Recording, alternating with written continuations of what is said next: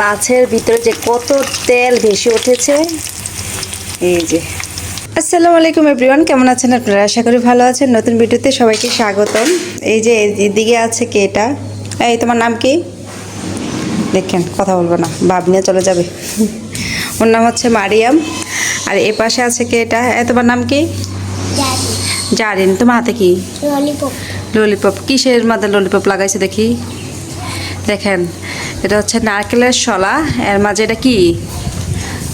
Centre food. হ্যাঁ, centre food লাগিয়েছে, এটা কি বলে? ললিপপ। আর দেখেন, নতুন নতুন পানি আসছে মনে হয়, জ্বরের পানি আসছে। জমির মধ্যে দেখা যাচ্ছে অনেক পানি। যাবা ওখানে গোসল করতে? যাইবা? কে কে যেতে চাও? রান্নাঘরে চলে আসলাম। এগুলো হচ্ছে দুন্দুল শুটকি। এই যে চিচিঙ্গা বলে, কেউ কেউ বলে দুন্দুল। এই শুটকি রান্না করেছি আজকে। এটি হচ্ছে চাপিলা শীতল দিয়ে শুটকি রান্না করেছি ভুনা ভুনা করে।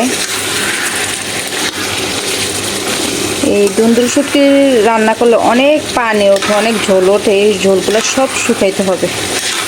এই যে দেখছেন কত ঝোল।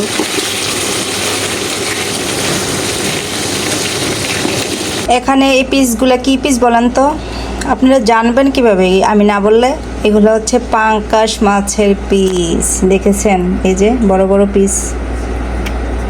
আর এখানে আছে সরিষা তেল। এই যে ফ্রাই প্যানে সরিষা তেল দিয়ে দিলাম।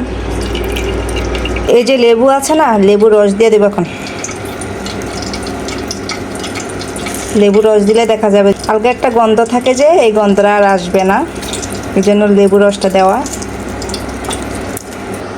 এখন দিয়ে দিব হলুদ, এখন দিয়ে দিব মরিচের গুঁড়া, এখন দিয়ে দিব লবণ।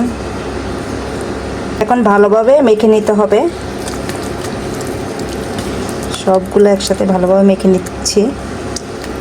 এই যে দেখেছেন বড় বড় পিস। তেলও গরম হয়ে গেছে। এই যে বিসমিল্লাহ।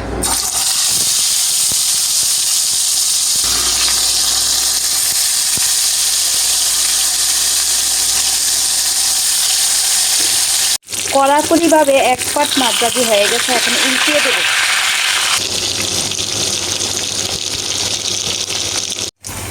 অবশেষে মাছ ভাজি হয়ে গেছে। দেখেছেন মাছের ভিতরে যে কত তেল ভেসে উঠেছে। এই যে